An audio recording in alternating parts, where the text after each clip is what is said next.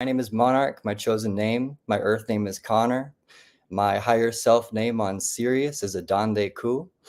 And I also have an aspect of myself living on Antares as a mantis, a reddish kind of mantis, is about 10 to 15 feet tall.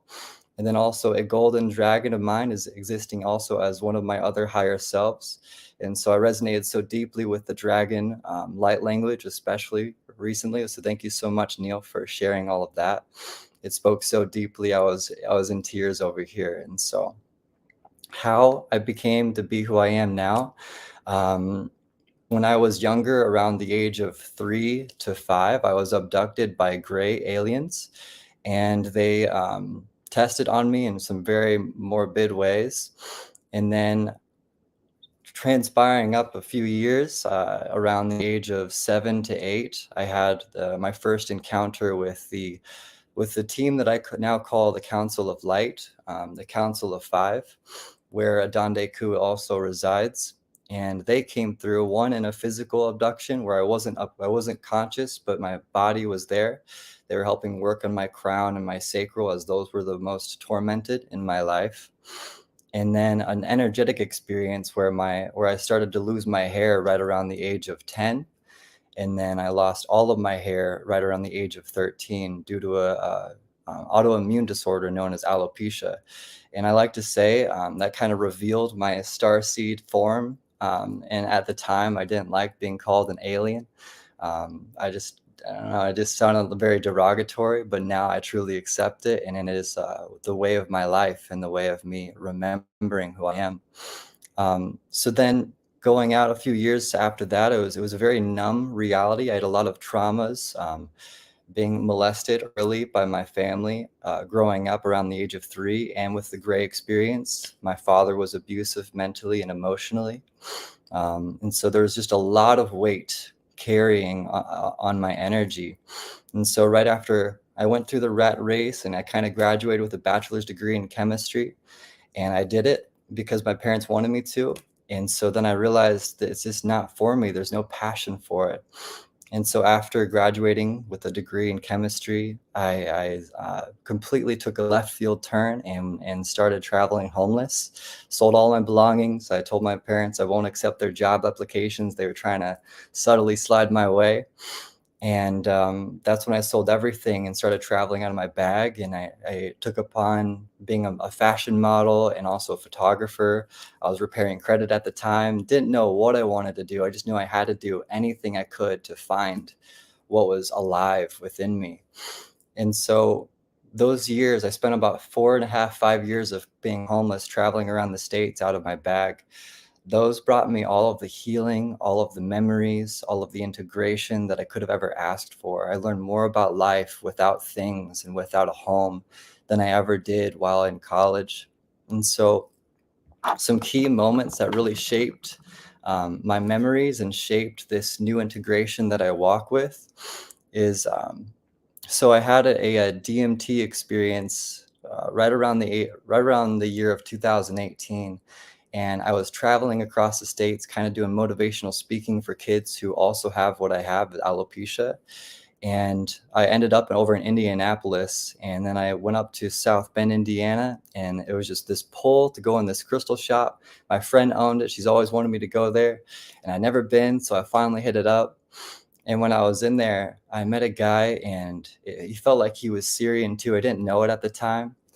And so we just started talking about all the shit that's been going on in our lives. He was working through his marriage that was kind of failing, and I was working through my own inner world, trying to find more confidence in myself.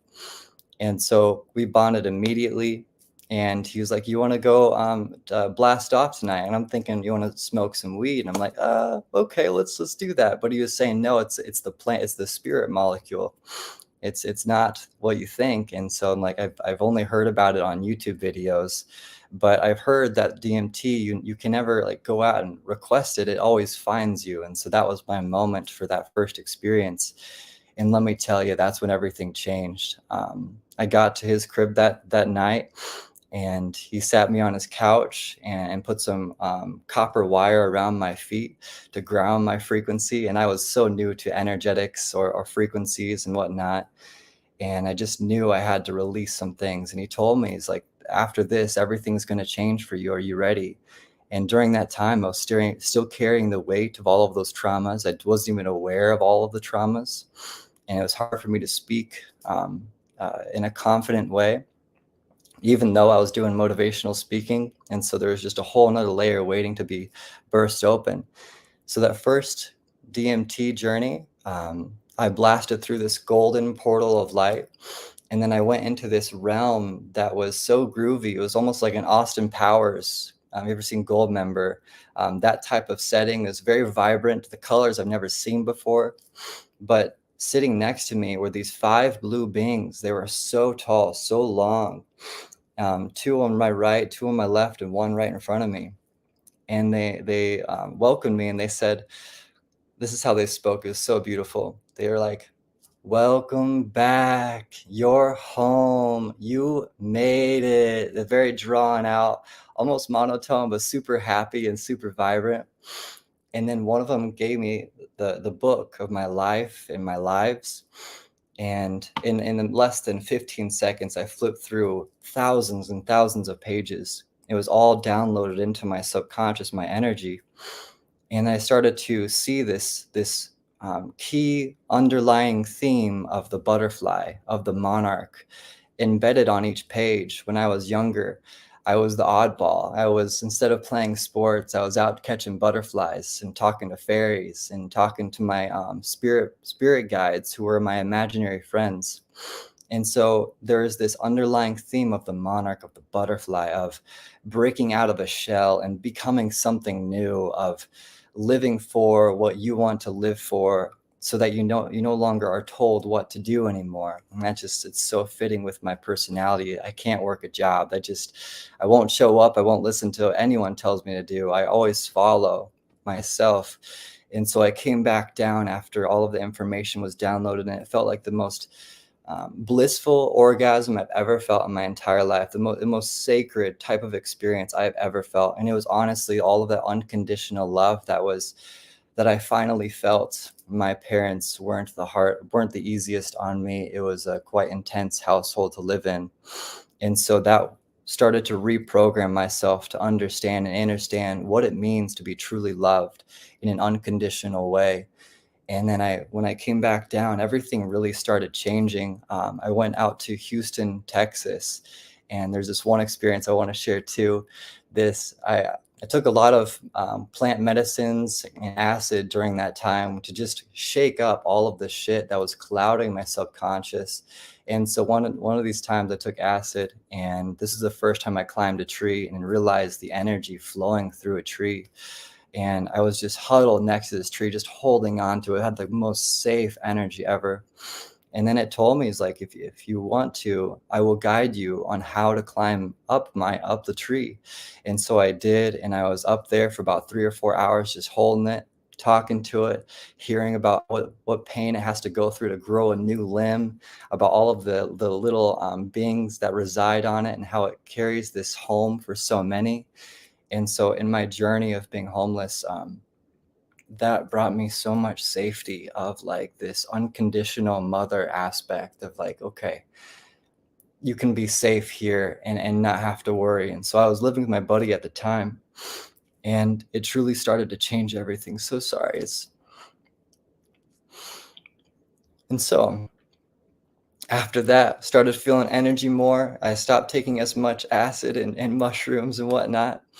And I started to feel all of this energetic haze that was clouding my perception and my communication and my relationships. And through that experience, oh, so sorry, it's so deep. And so traveling around, I started to be more alive, more in the moment, more at peace, but also still had this filth that was put on me early on. And so fast forward a couple of years, I went through my first ayahuasca experience, and that was absolutely riveting in the most profound way. This is when I realized that I was a Syrian starseed. I got there and everybody was like kind of staring at me, and not in the way that I've normally got with me not having hair, but in this very auspicious, magical sense, and I've never had that type of energy just, I don't know, drawn to me, and I always felt like I needed to be in the background, not in the foreground. And so everyone was like, "Do you realize you're not from here?" And I was like, "Well, yeah, I kind of felt that, but I don't know where, you know."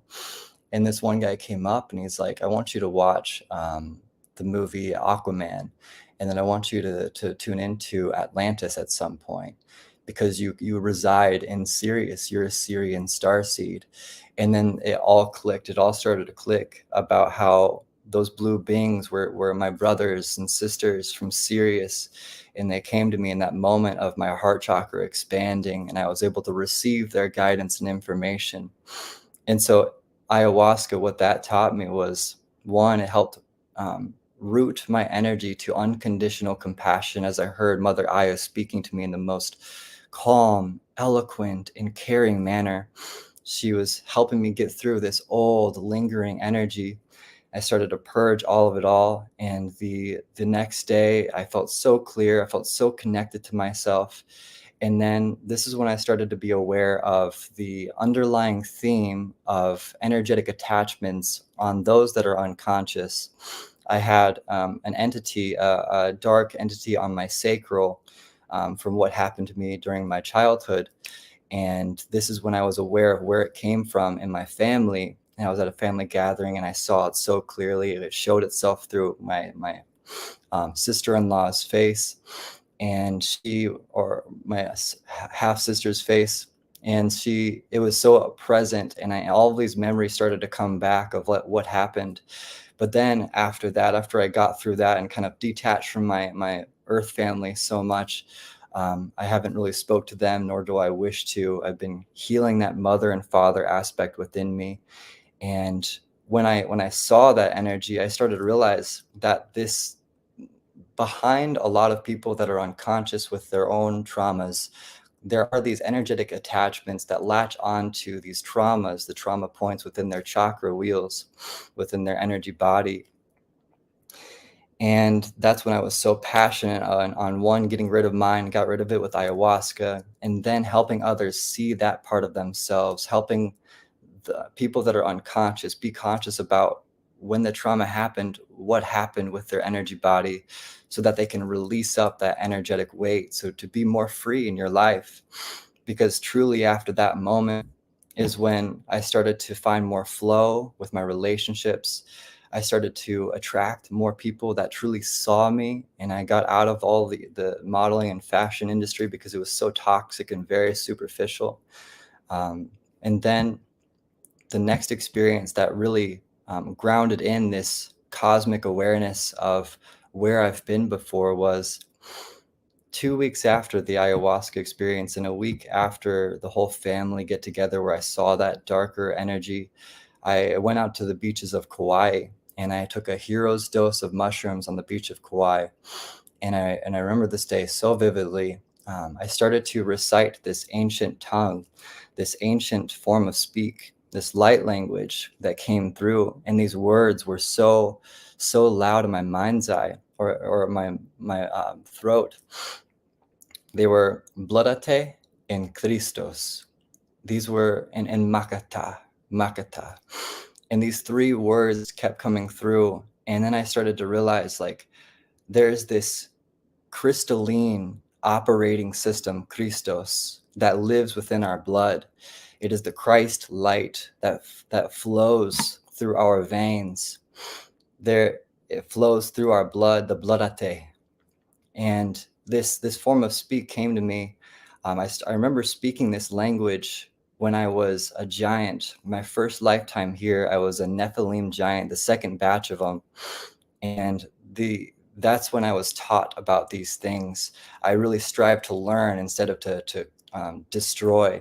There was more of this conscious aspect of my side that wanted to care, but the others didn't want to do that. And so when I was in this mushroom journey, those three words came to me so profoundly. And it's something I wanted to share here today because we can all activate this Christos system within our body. We can all activate the Ka, the light within our blood, to do superhuman feats, to do things that we see on Marvel movies, this energy, it flows through each and every one of us.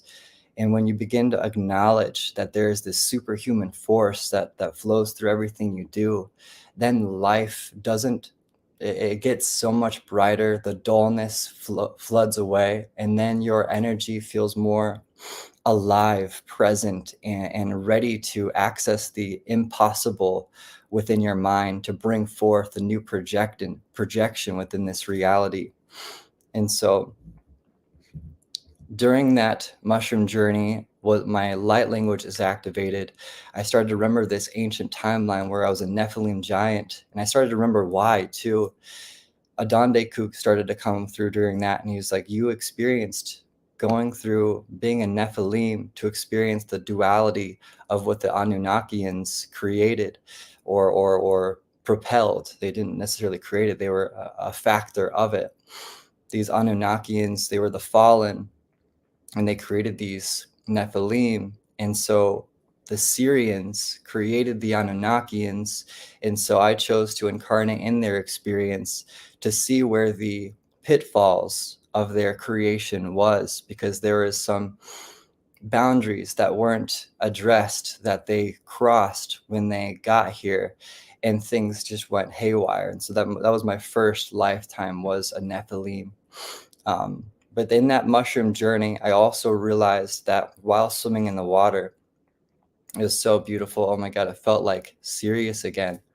I realized that when we're in our wombs, we're in our mother's urine, her amniotic fluid, and we are breathing in that. And so in life now, well, in another lifetime in Atlantis especially, we could breathe in water, we could breathe in that and be aquatic beings. And so during my ayahuasca journey, I realized that the urine we express and expel is not bad. There's nothing that needs to be expelled, but we can actually drink it in. And so I started to drink my own urine to heal those inner wounds, those inner worlds within me. And then in my experience over in Kauai, the download came through that when you, this is going to sound totally wild, left field, when you bring it in through your nose, one, you activate and clear your crown and your third eye. But two, your cellular memory activates and you can transition into being an aquatic being again. It is in fact possible, especially with the fluid that we express, the light. And so that is also something I wanted to share, because urine has helped me heal on such a intense and dense level to bring back that energy that I have. And so the practice, if you're curious about it, is Shivambu Kalpa. The ancient Egyptians used to ingest their own urine to sustain their lives thousands of years. And that, yeah, it, absolutely life-changing when I started to involve myself with my own energy. And so taking it out a couple months after that, I was living in my car with my cat, and about towards the end of my homeless journey, and Spirit said, start a TikTok, start expressing, because I wasn't going to work a job. I actually just applied to a job at Crumble Cookies working $7 an hour. I went and I was like, I'm not about it. So I left on the first day, didn't even go through with it. But Spirit said, start a TikTok and start channeling your messages that you give yourself. And then I was like, okay, I might do this because I can't dance. And so I'm just going to start talking about what is natural to me. And then that first day, everything started to change. I started to acquire a substantial following. And then I realized that my truth, my light that was coming through was needed at this time. And actually, oh my God, no, I'm going to go into that later. 1 second. So there's a couple thoughts coming through. I just want to be in track. But while living in my car, starting TikTok, I started to meet so many old faces from other lifetimes. And the awareness of these moments started to bring back this flood of energy of why I've been here, why I came here, and what I'm doing now while I'm here. And then I started to, around the time of when I fully announced myself as a psychic professionally, I went through this experience where it was pretty dark. I sold my car to this family, but this family had a lot of dense energetic attachments. This is when I was face to face with another one. And they all kind of came up because they saw how bright my light was. And so I had to get out of that situation. But once I got out of that situation, Spirit was like, okay, now you're ready to see for other people. You're ready to see the unseen, the shadow aspect of others, so that they can bring light to those things, so that they can become more integrated. And that's when I started to offer my psychic services. I've never had any training. It's all spirit training. It's all just intuitive knowing, where now I feel, I hear, and I see, and that's how the downloads come to me. And ever since then, I've done readings for people all over the world, and it's completely changed my life and many others. But during that journey, I had this deep knowing that I would find my soul half, my soul other, my soul whole, if you will. I don't like to use the word half. But during that journey, I started to attract this Jezebel spirit in the form of females, and they were sent to me to try to sway me off my path. Because, as most of you know, the Jezebel spirit was trying to sway Christ's disciples from being in their path and in their power. And so there was a few experiences. It was pretty negative, where there was just this attachment, this siphoning energy that I attracted to. And these were also just false flames that were 70% of what I wanted, but not that other 30% and even more. And then throughout my travels, around December of 2022, I finally came into contact with my twin flame, my soul union, my beloved. And it's so wild. I call myself Coach Monarch, and she calls herself Queen Activation. And so it's the king and the queen. And I finally found that individual, and everything just started to click about past lifetimes that came through. And she is also Syrian too. Right now, her higher self is existing as a feline Syrian on another star system, helping women and children free up their lives and free up their trauma so that they can ascend as well. There's a simultaneous timeline happening with the ascension process. So all of that being said, there's been many moments where I've had to trust myself through the dark haze that was clouding my mind and my body. But every single time that I did, I made it through. Those 5 years of being homeless brought me into the awareness of my celestial origins, why I'm here with the earth family that I chose to be incarnated with, and how to bring forth keys of codes that will help unlock that awareness for everyone else too. We are all mirrors for each other. We all are here to bring keys for each other. And so as we unlock those keys in ourselves, in our bodies, in our energies, it is naturally a butterfly effect for everybody else. And so that said, I kind of want to go into what I see for the future, what I see for everything that's going to be happening within the next few years. I gotta take a drink of water because I've been speaking 100 miles a minute. Thank you all for commenting and awe.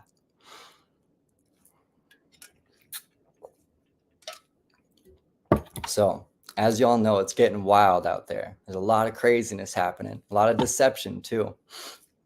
And so with these next few years, there's going to be a series of cosmic flashes from our sun that are going to begin to highlight where the distortion lies within this reality, where the distorted energy is creating a distorted view over the feminine energy, especially.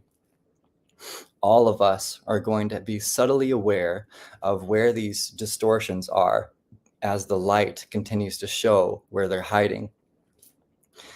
As we activate our light bodies, our Ka bodies, our physical bodies will soon age regress. This will bring in the new age where we are our best healers and we will begin to live hundreds and even thousands of years. This for me is my final incarnation here on earth, and the same I hope for you, where we can all ascend to a new place, a new earth, a new vibration that matches all of our heart space, that matches the energy of flow, that matches the energy of communion and connection. So during my experience when I was in Kauai, I had this vision, and I was watching a random Netflix show. It wasn't even about anything ascension related, and I was energetically not there. My body was there, but energetically was not there. And I saw this vision of me and people I've kind of seen on YouTube, that channel as well, and a bunch of other people. But we're automatically in this metallic S ship with all of these super suits on, and we were wondering how we got there. It was hundreds of us in this metallic esque ship, and it was really surreal. It was really bright. I've never had a vision that bright and that powerful. That happened right around what was it, 2020-ish. But this vision was also shared by Elizabeth April the next day. Elizabeth April, she's a Syrian channel as well. The next day I found her channel, and she shared that same vision that I had the day prior. So that was a massive, massive confirmation. And so in my heart, what I feel is that this vision where those I don't know how it's going to work, and I can't say for that, but there will be some that are teleported immediately to another ship when these major events happen. And it was also confirmed by Elizabeth April. And so the next few years, there's going to be a whole lot of weirdness and a lot of magical ways. I can just assure you that. You will always know where you need to be in this ascension process. Don't doubt where you feel you need to be. Every time I've trusted my feelings and where I feel I need to be anchored at, it's always brought me to the safest locations to find my own peace and tranquility within those chaotic moments. And then I also had a dream during that experience over in Kauai where I was peeing on AI technology, this AI robot that was trying to self-replicate itself and grow bigger. And as I peed on it, it like got shrunker and it shrank a lot. And what this told me, this dream, was a metaphor that our bodies, the energy and technology that our bodies are made up of, surpass the essence of AI. AI is trying to match us, and it will be kind of weird when it gets to that. But our natural technology that lives within this organic vessel will always trump and surpass that energy. And so when the rise in AI happens, there is going to be a flash that will begin to wipe out that frequency. But before that, it's going to be kind of intense. There's going to be a lot of the transhumanism agenda will be quite loud within the public's eye. But just know that when you trust yourself and you integrate with yourself, you will never be swayed. You will never be deceived. The next focus that I see us all being so attuned to is water. The water, it is the lifeline of this planet. It is the bloodate of this planet. And when we can learn how to clean it, how to speak to it, how to heal it so it can heal us, there will be, this will bring forth the new age of us being connected with this incredible intelligence that water truly is. And there's also, I've been seeing on Instagram and TikTok, these new machines that can pull water from the air and generate infinite flows of water. And so the same for everyone else. There's so much awaiting us in the realms of free technology. And as we continue to increase the light our bodies hold, dormant abilities will awaken, from telepathy to telekinesis to teleportation to remote viewing, psychic abilities. Anything that we have seen on Marvel movies are going to be a thing of this reality.